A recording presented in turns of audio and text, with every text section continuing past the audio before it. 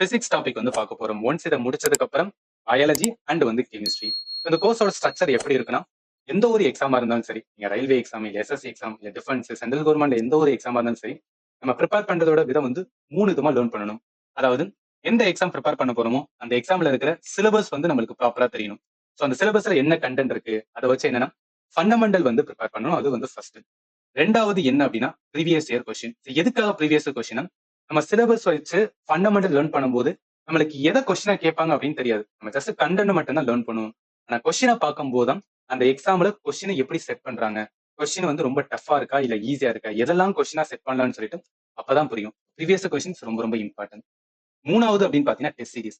So test போடும்போது தான் என்ன பண்ண முடியும்னா நம்ம எந்த லெவலில் இருக்குன்னு சொல்லிட்டு அனலைஸ் பண்ண முடியும். நம்மளுக்கு வந்து எந்த மாதிரி கொஸ்டின்லாம் ஈஸியா தெரியுது, என்னென்ன கொஸ்டின்லாம் நம்ம தப்பு பண்றோம்னு தெரிஞ்சு அதுக்கு ஏத்தாப்புல உங்களை வந்து ரிவைஸ் பண்ண முடியும். இதுதான் எந்த ஒரு எக்ஸாமா இருந்தாலும் சரி நம்ம ப்ரிப்பேர் பண்றதா இருக்கும். ஒன்னு சிலபஸ்ல இருக்கிற ஃபண்டமெண்டல், அடுத்து ப்ரீவியஸ் கொஸ்டின், அடுத்து டெஸ்ட். இந்த மூணையும் கவர் பண்ற மாதிரி தான் என்னன்னா கோர்ஸ் என்ன டிசைன் பண்ணியிருக்கேன். அதாவது சிலபஸ் அப்படின்னு பார்த்தோம்னு வச்சுக்கோங்க, ஃபண்டமெண்டல் டாபிக் பிசிக்ஸ்ல இருக்கிறது வந்து இதுதான். இந்த 12 டாபிக் தான் நம்ம என்ன பண்ணி ஆகணும்னா குரூப் டி எக்ஸாமுக்காக லேர்ன் பண்ணி ஆகணும்.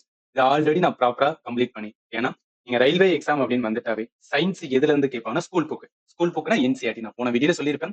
என்சிஆர்டில என்ன இருக்கோ அதான் நான் டீச் பண்ணியிருப்பேன். ஸோ பிசிக்ஸ் ஆல்ரெடி என்னன்னா கம்ப்ளீட் பண்ணியாச்சு. ஸோ ஒன்ஸ் என்னன்னா, அதாவது நீங்க ஆல்ரெடி வந்து ப்ரிப்பேர் பண்ணிருக்கீங்க. நீங்க என்கிட்ட தான் வந்து ப்ரிப்பேர் பண்ண அவசியம் கிடையாது. சில பேர் ஓனா ப்ரிப்பேர் பண்ணுவீங்க, சில பேர் அதர் இன்ஸ்டியூட்ல லேர்ன் பண்ணிருப்பீங்க.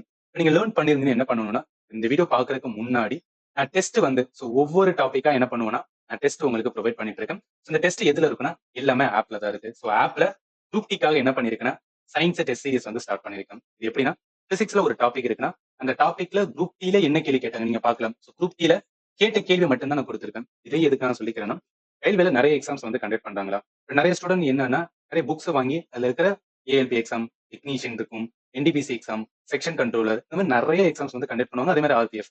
இது எல்லா கொஸ்டின் எடுத்து என்ன பண்ணிருப்பாங்கன்னா பார்த்துட்டு இருப்பீங்க.